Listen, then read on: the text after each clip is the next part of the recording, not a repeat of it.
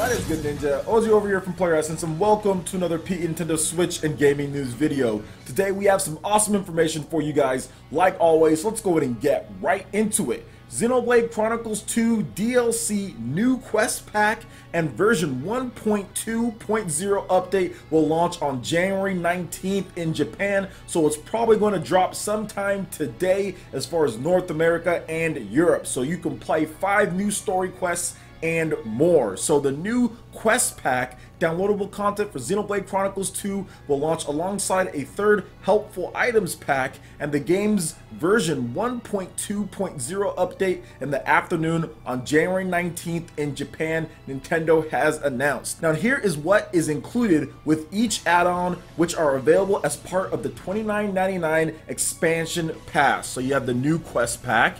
You have the Artisan Agony, available from Chapter 2 and on. The Missing Nopon, available from Chapter 3. The Abandoned Factory Exploration Tour, available from Chapter 5. The Late Night Restaurant, available from Chapter 7. And the Patrol Soldier, available from Chapter 10. You also have the Helpful Items Pack number 3, which includes Driver Essentials Set 2, 10 rare core crystals, 1 epic core crystal, and 1 overdrive, which is interesting. They only gave 1 overdrive because last time they gave 3, so only 1 overdrive there, but at least you get an epic core crystal instead of just a legendary this time, so hopefully I can actually pull rare blade from that epic core crystal. Now you also have Tiger's favorite things, 3 juicy salmon, Poppy A's favorite things, 3 fizz juice, and then captivating driver equipment, 1 times auto balancer accessory. So information about the version 1.2 update was not announced. So any type of fixes or anything like that, that is not announced at this point. Maybe it'll come later down the line, but I'm pretty sure they made some bug fixes, tweaks, performance type of deals like they did last time, so we'll see about that. Now Xenoblade Chronicles 2 is now available for the Nintendo Switch.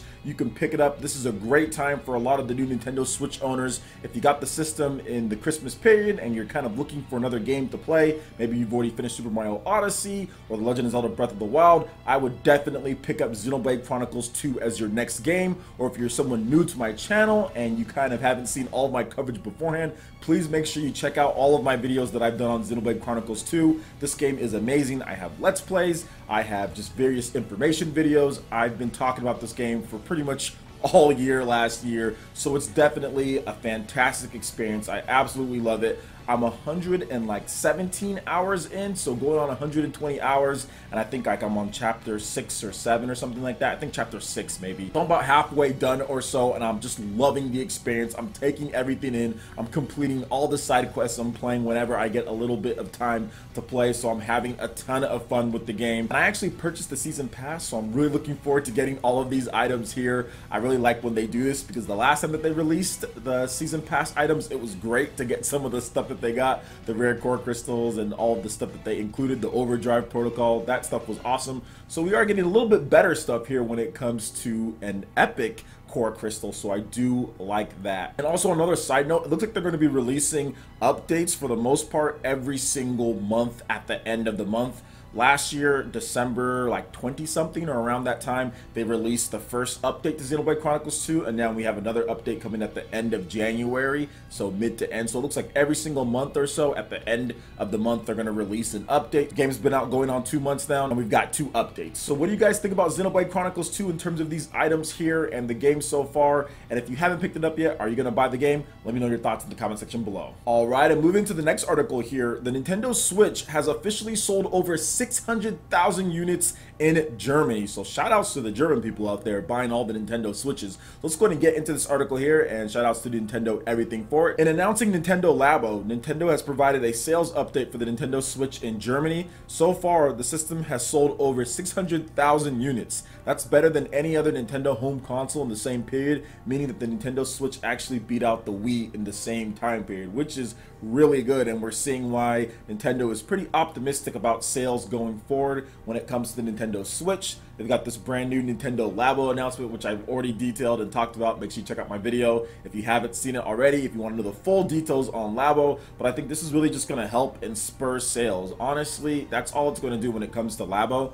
just because you have more children, you have more families that are going to see this thing. And one thing that I noticed, or at least I didn't notice actually, that I should have said earlier, is that this thing I think is going to blow up because Nintendo's going to send free Labo kits to the toy channels on YouTube. And maybe some of you guys don't know about these toy channels on YouTube, but this is like huge stuff. There are a ton of huge toy channels that get millions upon millions upon millions of views per like a single video, and it's just like playing with toys. So if Nintendo sends out this Labo stuff to the big toy channels that we have here on YouTube, I honestly think that it's going to even create more of a success for the system. I almost think just sending out them, the toy YouTubers, is just going to create a success by itself, because while people watch YouTubers for video games and everything, toy channels are very influential on what toys become popular and what people buy when it comes to kids and children's and families. Trust me, I know about these toy channels. I watch them with my daughter all the time, and a lot of the stuff that she sees on there, she's like, hey, I want this for Christmas, then I go and buy that,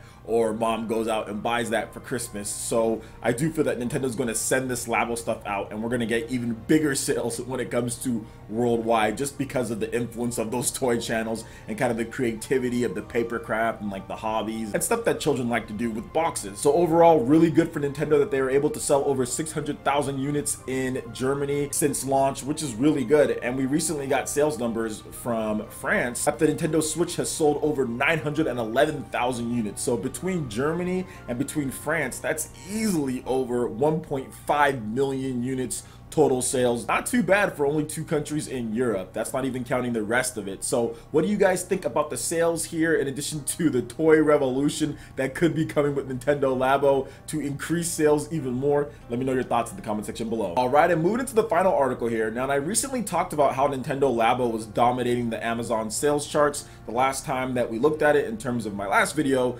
Nintendo Labo, the robot, was at number 1 with a $79.99 price tag, and Nintendo Labo, the variety kit where you get all those different things, that was at number 6 with the $69.99 price tag.